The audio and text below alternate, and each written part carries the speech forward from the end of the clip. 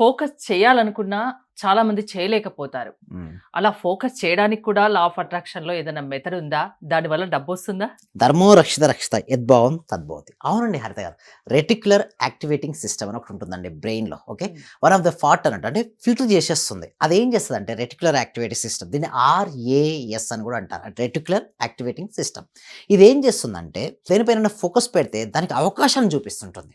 అంటే మనం ఏదైతే చూస్తామో అంటే సపోజ్ మనీని సంపాదించాలని నేను అనుకున్నాను. వెంటనే నీకు సంపాదించడానికి ఈ మార్గం ఉంది, ఆ మార్గం ఉంది, ఆ మార్గం ఉంది, ఆ మార్గం ఉంది. 4, 5 మార్గాలు మీకు చూపిస్తుంది బ్రెయిన్‌లో ఒక పార్ట్. బట్ అది యాక్టివేషన్ ఎలా అవుతదంటే థాట్స్ అండ్ ఫీలింగ్స్ బట్టి ఉంటుంది. అంటే నీ లోపల పాజిటివ్ థాట్స్ ఎక్కువుండి, నీ లోపల హ్యాపీయెస్ట్ ఫీలింగ్స్ ఎక్కువుంటే రెటిక్యులర్ యాక్టివేట్ సిస్టమ్ సరిగ్గా పనిచేస్తది. ఒకవేళ నీ లోపల థాట్స్ సరిగ్గా ఉన్నప్పటికీ చాలామందికి ప్రతి ఒక్క బిజినెస్ చేసేవాడు ఎవరైనా సరే లాస్ కోరుకుంటారా మేడం? ఎవరు లాస్ కోరుకోరు కదా! మరి లా ఆఫ్ అట్రాక్షన్ ఉపయోగించుకొని అందరూ ప్రతి ఒక్కళ్ళు ఏమని కోరుకుంటారు? లాభాల బాట వెళ్ళాలని, సరిగ్గా చదువుకోవాలని ఉంటారు. బట్ ఎందుకు ఫెయిల్ అవుతారో తెలుసా మేడం?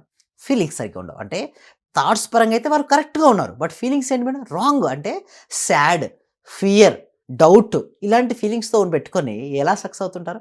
ఈ రెటిక్యులర్ యాక్టివిటీ సిస్టమ్ సరిగ్గా పనిచేయాలంటే నీ థాట్స్ పాజిటివ్‌గా ఉండి, హ్యాపీయెస్ట్ ఫీలింగ్స్ కలిగి ఉంటే రెటిక్యులర్ యాక్టివిటీ సిస్టమ్ సరిగ్గా పనిచేస్తది.